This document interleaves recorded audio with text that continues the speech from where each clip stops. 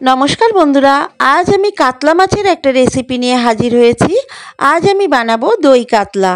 আমরা বাঙালিরা প্রত্যেকেই মাছ খেতে খুব পছন্দ করি। কাতলা মাছ দিয়ে যদি একবার এইভাবে দই কাতলা বানিয়ে নেওয়া যায় তো দুপুরের খাওয়াটা জাস্ট ফাটাফাটি হবে। দই কাতলা বানাবার জন্য আমি এখানে 5 পিস কাতলা মাছ খুব পরিষ্কার করে ধুয়ে নিয়েছি। এবারে এই কাতলা মাছের পিসগুলোতে অল্প একটু নুন আর অল্প একটু হলুদ গুঁড়ো দিয়ে প্রথমে ম্যারিনেট করে নেব। দেখুন, নুন আর হলুদ দিয়ে আমি মাছগুলোকে ভালো করে ম্যারিনেট করে নিয়েছি। ম্যারিনেট করে নিয়ে এই কাতলা মাছগুলোকে 10 মিনিটের জন্য একটু রেস্টে রেখে দেব। 10 মিনিট এইভাবে রেখে দেব। 10 মিনিট পর আমি গ্যাসের উপর একটা কড়াই বসিয়ে দিয়েছি। কড়াইটাকে খুব ভালোভাবে প্রথমে গরম করে নিয়েছি। বন্ধুরা, মাছ ভাজার আগে কড়াইটাকে খুব ভালোভাবে গরম করে নেবেন। গরম হয়ে গেলে আমি এখানে পরিমাণ মতো সর্ষের তেল দিয়ে দিলাম। তেলটাকেও আমি খুব ভালোভাবে প্রথমে গরম করে নেব।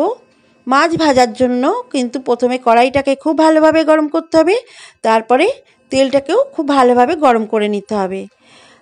তেলটা গরম হয়ে গেলে এবারে একটা একটা করে নুন হলুদ মাখিয়ে নেওয়া মাছগুলোকে তেলের মধ্যে ছেড়ে দেব। দিয়ে মাছগুলোকে বেশ একটু লাল লাল করে ভেজে নিতে হবে। প্রথমে দই কাতলা বানাবার জন্য সমস্ত মাছগুলো আমি দিয়ে দিয়েছি। 5 পিস মাছই দিয়ে দিয়েছি। দিয়ে মিডিয়াম টু লো ফ্লেমে আমি এই মাছগুলোকে একটু ভেজে নেব। একটা পিঠ একটু হয়ে এলে আরেকটা পিঠ উল্টে দেব। ঠিক এইভাবে এক পিঠ একটু হয়ে এলে এক পিঠ উল্টে দিতে হবে, আবার আরেক পিঠ একটু হয়ে এলে আরেক পিঠ উল্টে দিতে হবে। এইভাবে যতক্ষণ না একটা সোনালি কালার আসছে ততক্ষণ অবধি মাছগুলোকে একটু ভেজে নিতে হবে। খুব বেশি মাছগুলো কড়া করা যাবে না। খুব বেশি মাছ কড়া করলে খেতে ভালো লাগে না, মাছগুলো শক্ত হয়ে যায়, ছিবড়ে ছিবড়ে মতো লাগে। তাই মাছগুলো হালকা একটা বাদামি কালার চলে এলে, সোনালি কালার চলে এলে মাছগুলোকে তুলে নিতে হবে। দেখুন, আমার মাছগুলো একদম ভাজা হয়ে গেছে। এবারে মাছগুলোকে তুলে রেখে দেব একটা পাত্রে। মাছগুলো ভেজে তুলে নিয়েছি একটা পাত্রে। এবারে ওই মাছ ভাজার তেলেই আমি ফোড়নের জন্য দিয়ে দেব 2টো তেজপাতা আর একটু গোটা গরম মশলা, একটা শুকনো লঙ্কা আর 1 চা চামচ গোটা জিরে। ফোড়নটা কয়েক সেকেন্ড একটু ভাজা ভাজা করে নিতে হবে। প্রথমে ফোড়ন থেকে যখন একটা মিষ্টি গন্ধ বেরোবে তখন 2টো বড় সাইজের পেঁয়াজ কুচি আমি দিয়ে দিলাম। বন্ধুরা, এই রান্নাতে পেঁয়াজের পরিমাণটা একটু বেশি লাগে। পেঁয়াজটাকে দিয়ে বেশ খানিক সময় ধরে একটু ভাজা ভাজা করে নিয়েছি। পেঁয়াজটা যখন অর্ধেক ভাজা হয়ে যাবে তখন এখানে দিয়ে দেব আদা রসুন আর পাকা কাঁচা লঙ্কার পেস্ট। আদা রসুন আর পাকা কাঁচা লঙ্কার পেস্টটা আমি দিয়ে 2 চা চামচ দিয়ে মশলাটা বেশ ভালো করে পেঁয়াজের সঙ্গে কষিয়ে নেব। এদিকে আমি একটা বাটি নিয়ে নিয়েছি। বাটিতে আমি নিয়ে নেব 2 চা চামচ টক দই। টক দইটাকে নিয়ে একটু ভালোভাবে ফেটিয়ে নিতে হবে। দেখুন, টক দইটা ঠিক এরকমভাবে একটু ফেটিয়ে নিতে হবে। এটাকে এক সাইডে আমি রেখে দেবো, ফেটানো টক দইটা। এদিকে দেখে নেব আমার মশলাটা কতদূর কষানো হলো। মশলাটা বেশ খানিক সময় ধরে কষিয়ে নেওয়া হয়ে গেছে। এই সময় গ্যাসের ফ্লেমটাকে লো রেখেই আমি মশলাগুলো কষাচ্ছি। এবারে গুঁড়ো মশলাগুলো দিয়ে দেবো স্বাদ মতো নুন, 1/2 চা চামচের থেকে একটু কম হলুদ গুঁড়ো, 1/2 চা চামচ কাশ্মীরি লাল লঙ্কার গুঁড়ো আর 1/2 চা চামচ লাল লঙ্কার গুঁড়ো। সমস্ত মশলাগুলো দিয়ে পেঁয়াজ আদা রসুনের সঙ্গে খুব ভালোভাবে কষিয়ে নেব। বন্ধুরা, এই দই কাতলা বানাবার জন্য কিন্তু মশলাগুলোকে খুব ভালোভাবে কষাতে হবে। আর মশলা কষাবার সময় কিন্তু গ্যাসের ফ্লেমটাকে মিডিয়াম টু লোতে রেখেই মশলাটা কষিয়ে নিতে হবে।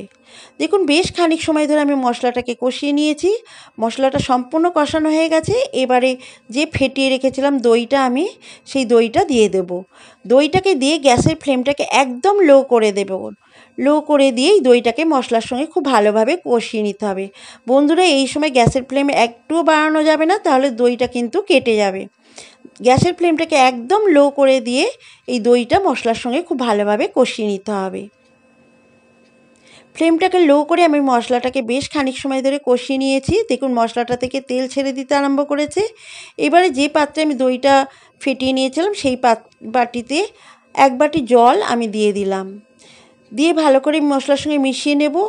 গ্রেভিটা বড্ড ঘন হয়ে গেছে, তার জন্য আমি আরেক বাটি জল দিয়ে দেব। এখানে আমি 2 বাটি মতো জল দিয়ে দিলাম। জলটা দিয়ে খুব ভালো করে একটু নাড়াচাড়া করে দিয়েছি, দিয়ে 2টো চেরা কাঁচা লঙ্কা দিয়ে দিলাম, দিয়ে ঢাকা দিয়ে ঝোলটাকে একটু ফুটতে দেব। এই সময় গ্যাসের ফ্লেমটাকে মিডিয়ামে করে দিয়েছি। মিডিয়ামে করে দিয়ে আমি 1 মিনিট মতো ঝোলটাকে একটু ফুটতে দিয়েছি। দেখুন ঝোলটা একদম ফুটে উঠেছে। এবারে আমি ভেজে রাখা কাতলা মাছগুলো দিয়ে দেব। একটা একটা করে ভেজে রাখা কাতলা মাছগুলো দিয়ে দিচ্ছি। দিয়ে কাতলা মাছগুলোকে ঝোলের সঙ্গে বেশ ভালোভাবে একটু ডুবিয়ে দেব। ডুবিয়ে দিয়ে আবার ঢাকা দিয়ে দেব।